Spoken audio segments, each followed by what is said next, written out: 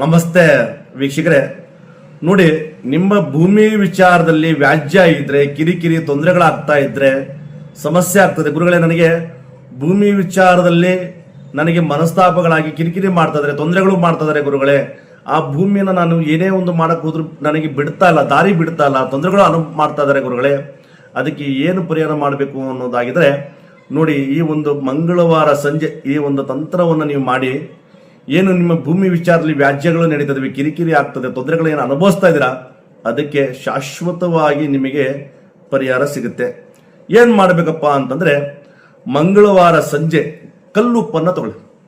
ಆ ಕಲ್ಲುಪ್ಪನ್ನು ತಗೊಂಡು ಏನು ಮಾಡಬೇಕಪ್ಪ ಅಂತಂದ್ರೆ, ನಿಮ್ಮ ಗ್ರಾಮದಲ್ಲಿ ಆಂಜನೇಯ ಸ್ವಾಮಿ ದೇವಸ್ಥಾನ ಇರ್ತವೆ ಏನ್ರಿ, ಆಂಜನೇಯ ಸ್ವಾಮಿ ದೇವಸ್ಥಾನ ಆಗ್ಬೋದು, ಮೂರ್ತಿ ಆಗ್ಬೋದು, ಆ ದೇವರ ಮುಂದೆ ನಿಂತುಕೊಂಡು ಆ ಉಪ್ಪನ್ನು ಏನು ಮಾಡಬೇಕಪ್ಪ ಅಂತಂದ್ರೆ 3 ಸತಿ ತಲೆಯಿಂದ ಪಾದದವರೆಗೂ ನಿವಾಳಿಸ್ಬೇಕು.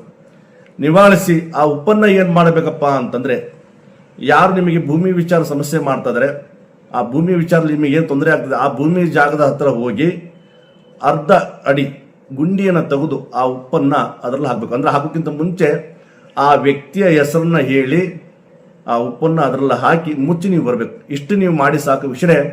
ಏನು ನಿಮಗೆ ಜಾಗದಲ್ಲಿ ಸಮಸ್ಯೆ ಆಗ್ತದವೆ, ಕಿರಿಕಿರಿ ಕಲಹ ವೈಮನಸ್ಸುಗಳಾಗ್ತದವೆ, ಇಲ್ಲ ವ್ಯಾಜ್ಯ ನಡೀತಾ ಇದ್ರೆ ಅದು ನಿಮ್ಮಂತೆ ಆಗುತ್ತೆ, ನಿಮಗೆ ಪ್ರತಿಫಲ ಸಿಗುತ್ತೆ. ವೀಕ್ಷಕರೇ, ಇದು ನಿಮ್ಮ ಸ್ನೇಹಿತರಿಗೂ ತಿಳಿಸಿ, ಕಮೆಂಟ್ ಮಾಡಿ, ಲೈಕ್ ಮಾಡಿ. ನಮಸ್ತೆ.